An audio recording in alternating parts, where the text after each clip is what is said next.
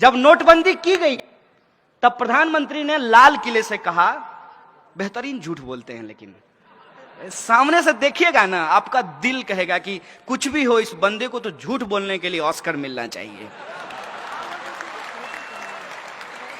Mic पे खड़ा होकर के उन्होंने कहा कि नोटबंदी के बाद 3 लाख करोड़ रुपया काला धन वापस आया है।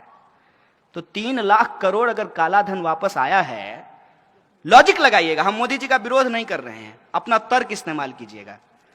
तो मेट्रो बनाने के लिए 1 लाख करोड़ जापान से कर्जा लेने की जरूरत है?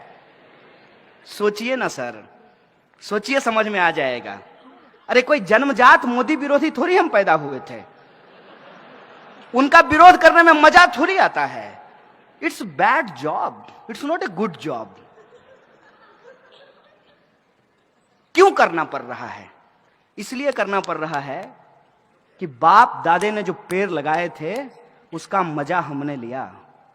इस देश में यदि बाबा साहब भीमराव अंबेडकर का संविधान नहीं होता तो इस देश में पब्लिक एजुकेशन पे पैसा खर्च नहीं होता, और पब्लिक एजुकेशन के भीतर एक ही बेंच पे ब्राह्मण और दलित का बच्चा एक साथ बैठ करके पढ़ाई नहीं कर रहा होता।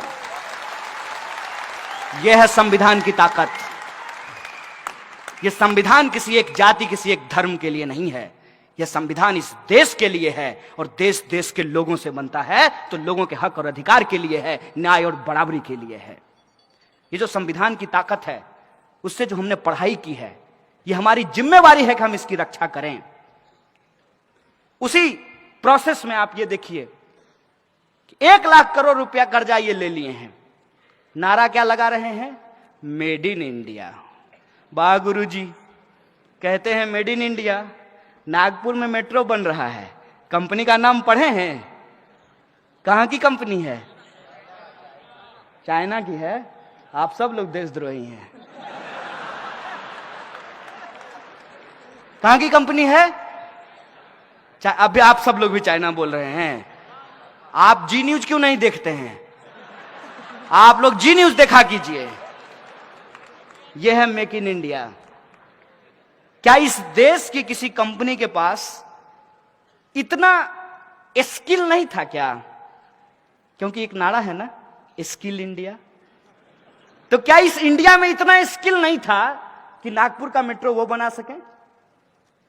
नहीं था इनके हिसाब से, क्योंकि ये स्किल इंडिया नहीं है, इसका एस साइलेंट है, यह है एक्चुअली किल इंडिया। और नोटबंदी से इस देश के छोटे छोटे जो उद्योग धंधा करने वाले लोग थे, जो छोटे छोटे व्यापारी थे, उनके उद्योग धंधों को तबाह कर दिया गया, और पैसा आपसे लेकर के पूंजीपतियों को दे दिया गया। और जब आरबीआई ने कहा कि इससे ज्यादा नहीं कर सकते भाई, सितार के तार को इतना ही खींचिए जितना में सुर भी निकले, ऐसा ना हो कि टूट जाए। उर्जित पटेल कहा ओके बाय बाय। यह है इस देश के इंस्टीट्यूशन की हालत।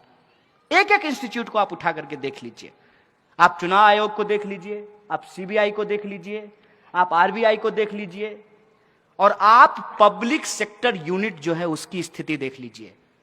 हर पब्लिक सेक्टर यूनिट को कहा गया कि आपको शौचालय बनवाने हैं, लेकिन शौचालय बनाएगा कौन? आरएसएस के 600 संगठन हैं, 600, और किसी को ठेका नहीं देना है। किसको देना है? यदा सदा वत्सल्य, सुबह सुबह जो जाकर के करेंगे उसको ही ठेका देना है। और वो क्या किया?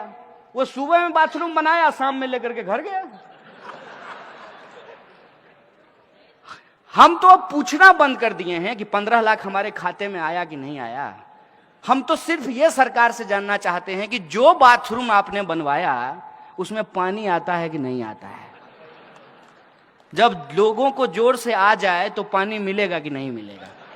हम तो ये पूछना चाहते हैं। किसी चीज का कोई हिसाब नहीं है।